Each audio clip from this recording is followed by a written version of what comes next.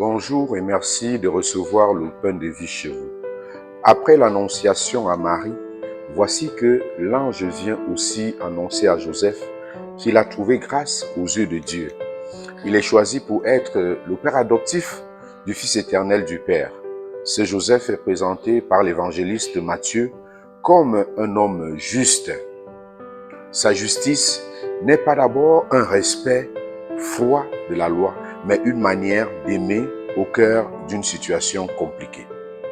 Oui, homme juste, Joseph, lorsqu'il découvre que Marie est enceinte, il cherche une solution qui protège à la fois la loi, mais surtout qui protège Marie en décidant de la renvoyer en secret pour ne pas l'exposer. Un homme juste, mes chers amis, c'est un homme qui vit vraiment selon la parole de Dieu, qui vit l'alliance avec Dieu. Voilà pourquoi Joseph accorde une grande confiance à la parole de Dieu qui lui est dite de la part de l'ange. Joseph reçoit le message de Dieu de la part de l'ange. Il ne dit rien. Il ne répond pas, mais il exécute l'ordre donné sans attendre un instant de plus. Il passe de l'écoute à l'action. Il consent au projet de Dieu qui est plus grand que lui. C'est dans la foi qu'il accepte d'entrer dans le projet fou de Dieu. Ce projet, c'est celui de prendre chair de notre chair. Joseph accepte son alliance avec Marie comme une mission qui lui est confiée par Dieu. Il a ajusté sa vie à la volonté de Dieu qui s'accomplissait en Marie, son épouse.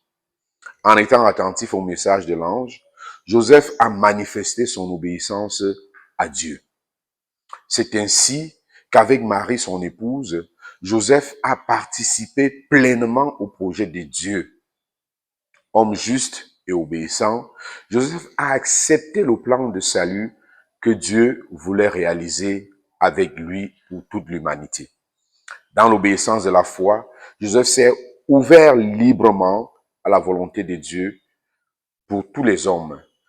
Par son ouverture de cœur, par sa foi éprouvée, Joseph s'inscrit dans cette histoire du salut commencée depuis la création du monde.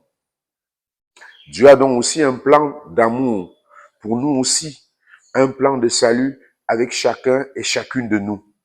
Saint Joseph nous invite à un cheminement intérieur dans la parole de Dieu pour être aujourd'hui plus proche de Jésus, pour être aujourd'hui les alliés du Seigneur.